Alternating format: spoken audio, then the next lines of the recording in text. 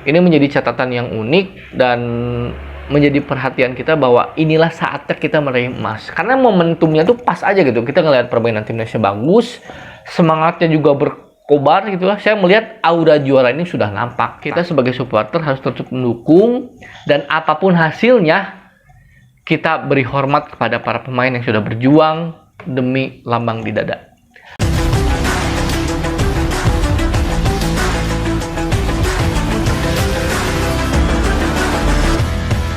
Halo semuanya, kembali lagi bersama saya Dulasan Bola.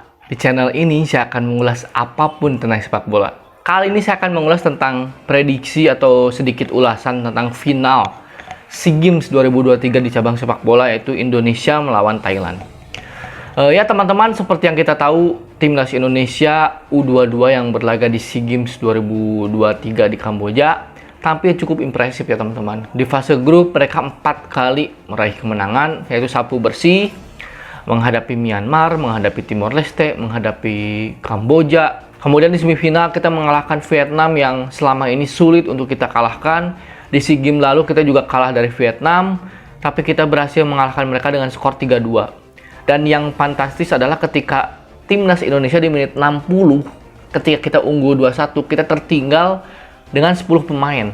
Pratama Arhan yang melakukan pelanggaran di kartu merah. Kita bermain 10 pemain di menit 60. Jadi ada 30 menit kita bermain dengan 10 pemain dan kita berhasil mengalahkan mereka dengan skor 3-2, meskipun cukup senam jantung juga ya, deg-degan banget gitu loh kita sebagai supporter. 2-1 kita dibombardir, kita disamakan kedudukan 2-2. Kemudian kita berhasil menang lewat gol Muhammad Taufani di penghujung laga di menit 95. Ini membuktikan bahwa mental para pemain timnas U22 cukup bagus ya teman-teman.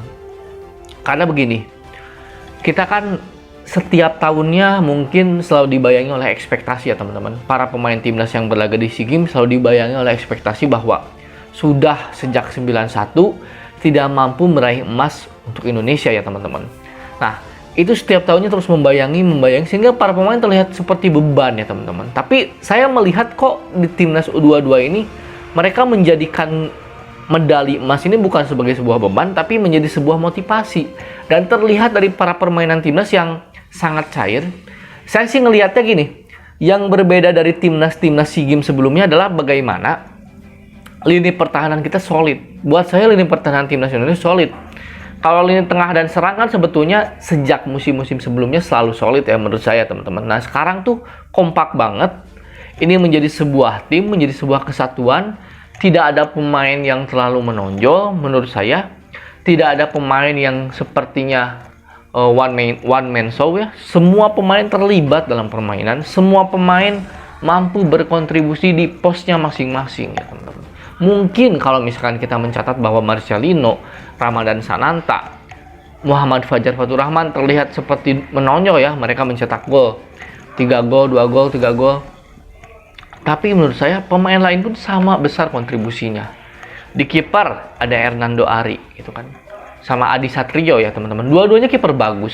Mereka bergantian dan Hernando Ari ditunjuk di partai semifinal. Di belakang saya melihat Rizky Ridho dan Ferrari bagus. Rizky Ridho dan Alvear de Mangga bagus. Di kiri ada Arhan. Kemudian di kanan juga bisa Rio Fahmi, bisa Bagas Kava, dua-duanya bagus. Apalagi Dewangga. Dewangga salah satu pemain yang menurut saya sangat bagus. Dia tuh bisa bermain di berbagai posisi. Saya ingat sekali ketika itu di pertandingan pertama Dewangga sebagai bek tengah ya kalau nggak salah. Kemudian di pertandingan berikutnya Dewangga diplot sebagai gelandang. Jadi ini pemain yang saya sih tidak berlebihan ya. Saya tidak membandingkan dia dengan John Stones Man City, tidak. Tapi melihat karakter permainannya dia berpotensi seperti John Stones. Kita lihat Pep Guardiola di Man City selalu memainkan John Stones di gelandang bertahan. Tapi ketika mereka diserang, John Stones mengcover area belakang. Nah, saya melihat peran Dewangga ketika menjadi gelandang itu seperti itu. Jadi dia ketika memulai serangan, dia bisa di tengah. Kemudian ketika diserang, dia menjadi sosok atau orang pertama yang menjadi lini belakang ya teman-teman. Jadi yang menghalau serangan, orang pertama yang menghalau lini serang lawan gitu loh. Jadi Dewangga sangat vital. Dan kematangan Rizky Ridho terlihat, dia punya jam terbang banyak di timnas senior, kemudian di timnas U22 dia menjadi leader, dia menjadi kapten. Kemudian Marcelino dengan pengalamannya di luar negeri dia juga bagus, dan pemain-pemain lain seperti Witan Sulaiman dan lain-lain. Nah, jadi tim ini sebagai sebuah kesatuan, sebagai sebuah tim, sebagai sebuah unit bagus. Tidak ada satu pemain pun yang one man show gitu. Nah, lawannya Thailand yang selama ini juga menjadi batu sandungan timnas gitu loh teman-teman. Saya ingat tahun 2013 kita kalah sama Thailand inilah di final ya 1-0 kalau nggak salah. Nah, jadi timnas ini bukan tidak pernah masuk final, berkali-kali masuk final dan berkali-kali pula kita menjadi runner up. 2011 kita kalah sama Malaysia kalau nggak salah. Kita kalah sama Malaysia. Jadi ini menjadi catatan yang unik dan menjadi perhatian kita bahwa inilah saatnya kita meraih emas. Karena momentumnya tuh pas aja gitu. Kita ngelihat permainan timnasnya bagus, semangatnya juga berkobar gitu lah. Saya melihat aura juara ini sudah nampak, tapi namanya sepak bola, semua bisa terjadi. Sepak bola bukan hanya di lapangan, tapi di luar lapangan. Ada faktor teknis, ada faktor non-teknis.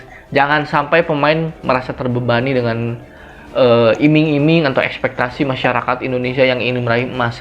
Tapi jadikan itu sebagai motivasi. Dan saya juga pun sebagai supporter timnas berharap sekali timnas meraih emas dengan permainan yang sekarang. Dan saya melihat dari sisi permainan, Thailand pun menurut saya tidak sesolid sebelumnya. Ini Thailand yang bisa kita atasi sih kalau dari segi permainan dengan komposisi pemain yang ada.